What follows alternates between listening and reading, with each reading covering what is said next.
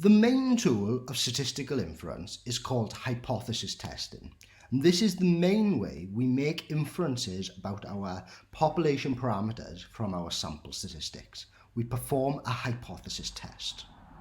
What's involved when we do a hypothesis test? So there's a number of steps, and I'll go through those now.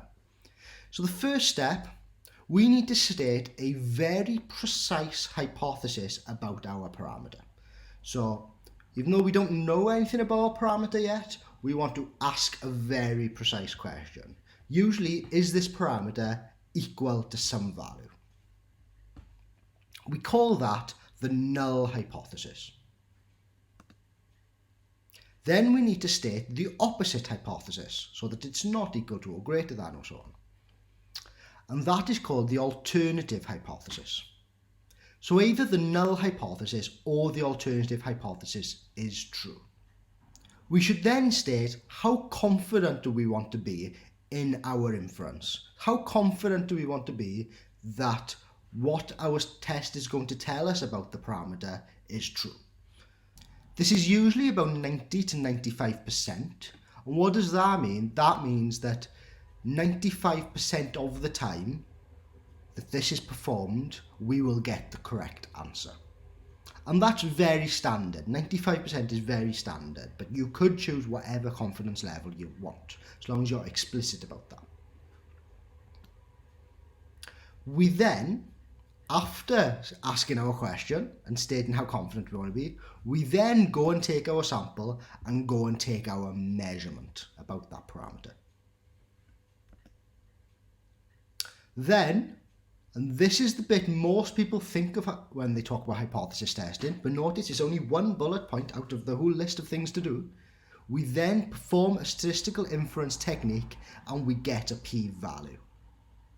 And that is the bit which software will do for you. Online calculators will do for you. Some plugins for Excel might do it for you. This is the bit you don't need to worry about too much. Okay? But this is the bit most people think of statistical inference as, but it's not. It's one small part of it. What this does is get a p-value. What is a p-value? So the p-value is a probability, that's what p stands for. It's the probability of seeing the measurement and sample that we saw, given that the null hypothesis is true. So if the thing we are asking about our parameter, so if the parameter is equal to a certain number, what is the probability of seeing the thing we saw? And if that's very, very big, then it's likely the null hypothesis is a good hypothesis, because the chance of us seeing what we saw is big. But if that's very, very small, the chance of seeing what we saw is small, either we've got an extreme sample or our null hypothesis is wrong. So we interpret the p-value then, just like I said, by comparing the p-value to our confidence level. What's the probability of seeing what we saw given the null hypothesis is true? We'd like that to be within the 90% or within the 95% that we stated our confidence to be. And then based on this comparison, we can either reject or fail to reject the null hypothesis. So if we chose a confidence level of 95% and our p-value is very, very small, within that smallest 5%, then we can say that the null hypothesis is probably not a very good description of our parameter. Whereas if the p-value is quite large, then maybe the null hypothesis does describe it well, because it's really likely that we're going to get what we measured. But we can either reject or fail to reject the null hypothesis based on this. We cannot accept the null hypothesis. And that's usually because the null hypothesis is very, very, very precise.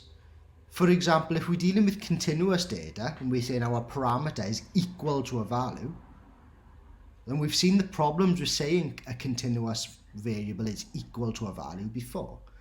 It's probably not going to be true. So we can't really say it's true, we can just find enough evidence to say it's false. Let's work through this with a very, very silly example. I'm using this as a silly example because it's a small enough scenario that we can start thinking about things in a different way. But this is not how we would do hypothesis testing in reality. But let's use this silly example to show you what's going on behind the scenes of a hypothesis test.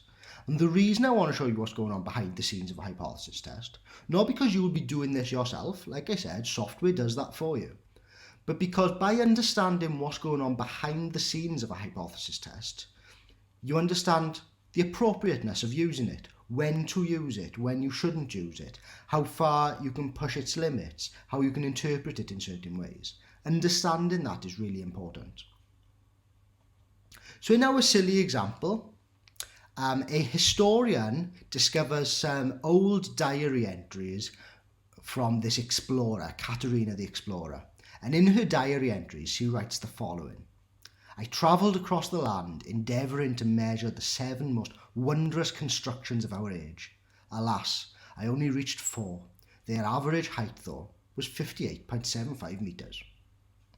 So Katerina, in the age of history that she comes from, wanted to travel around the 7 most wonderful constructions of her time and measure their heights. She only managed 4 of them, but she did give us what the average height was. Now a historian's looking at this and going, I bet Katerina was trying to go around the 7 wonders of the world, the 7 wonders that we know of. But how confident can that historian be that Katerina the Explorer was indeed attempting to visit our 7 wonders of the world and not just 7 buildings she thought was nice? So let's perform a hypothesis test about this. So our null hypothesis is the precise statement that Katerina visited 4 of the 7 wonders of the world. Our alternative then is the opposite. Katerina did not visit 4 of the 7 wonders of the world. The historian wants to be 95% confident. And now we're at the stage where we need to perform a statistical inference technique to get a p-value. What is the p-value in this case? So it's the probability of seeing what we saw. And what did we see? That Katerina measured an average height of 58.75 metres from 4 buildings. So it's the probability of that happening, given that the null hypothesis is true, given that Katerina measured 4 out of the 7 wonders of the world. So now this is actually something we can work out the probability of precisely. Okay, if we know the measurements of the 7 wonders of the world, we can work out that what is the probability of getting that if she only saw 4 of them. Let's try and do that. So this table gives us the heights of the 7 wonders of the world. So the pyramid, the Colossus, the Hanging Gardens, the lighthouse, the mausoleum, the statue of Zeus and the temple of Artemis. And Katerina, what she did was took a sample of 4, but we don't know which sample of 4. So what are the possible samples of 4 Katerina could have visited? Well, she could have visited the pyramid, the Colossus, the Hanging Gardens and the lighthouse, which would have given our first sample there a height of 145, 30, 30 and 100. Or she could have visited the pyramid, the Colossus, the Hanging Gardens and the mausoleum, which would have given us our second sample there, 145, 30, 30 and 45. And so on. And I've listed here all the possible combinations of 4 heights you can get from the 7 wonders of the world. And there are 35 of them altogether. Now we don't know exactly what the individual heights were, we just know that Katerina took an average. So for each of these samples, let's take an average. Okay, so these are the possible average heights that Katerina could have had if she visited 4 of the 7 wonders of the world. We know Katerina measured a height of 58.75 metres. 4 out of the 35 possible samples give an average height of 58.75 metres.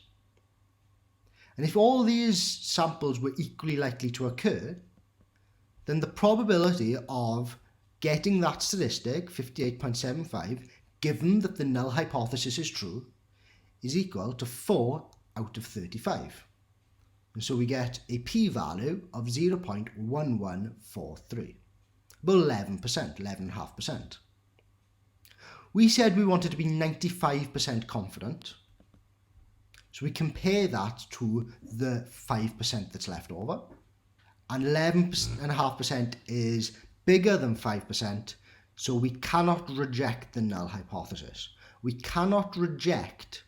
don't have enough evidence to say that Katerina did not visit 4 of the 7 wonders of the world. Now, I said this was a silly example, and yeah, it was. This wasn't a formal hypothesis test, but we could work through the maths. Usually, when we have a hypothesis test, our parameter is a continuous thing. And usually, we don't know the population size.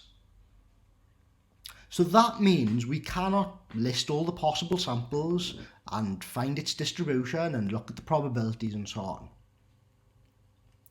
What we do instead, we make some assumptions about what that population might look like.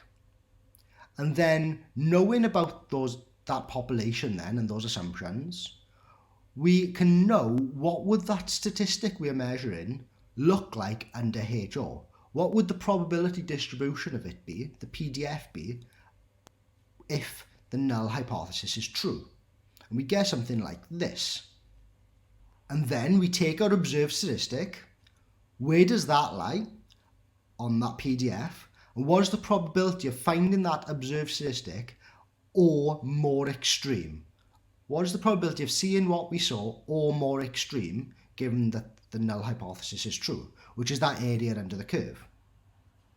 And you can see now that if we have a very, very small p-value, that p-value is that small area under the curve, the extreme area. If we have a very, very small p-value, then maybe this PDF doesn't represent our population. And if that PDF doesn't represent our population, it should be more shifted over, then probably the null hypothesis is not correct.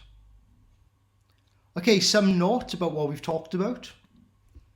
So in order to be able to perform these hypothesis tests, we need to understand the behaviour of the population under the null hypothesis.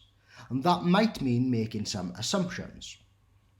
Using the standard hypothesis tests, which statisticians before us have come up with and devised for us, they assume we understand the behaviour under the null hypothesis. And in order to do that, there's a lot of assumptions we need to meet before we can use that.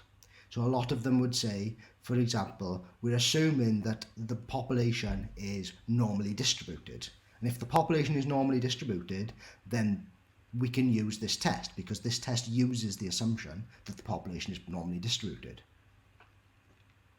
Once we meet those assumptions, we can then go and choose a hypothesis test. I've said this a few times, we can only reject or fail to reject the null hypothesis. We can never accept it. And all of these hypothesis tests, that one bullet point, performing the statistical inference technique and getting the p-value, that's all done for you. Software does that for you. You don't need to worry about calculating the p-value. What you need to worry about is choosing the correct test to perform. And that choice will depend on what is your null and alternative hypothesis. What is the statistic you're looking at? What assumptions does your population meet and not meet, and so on. So understanding around the test is much more important than the test itself. But given the background of the test does give you more of an idea of how you can interpret this and understand what's going on.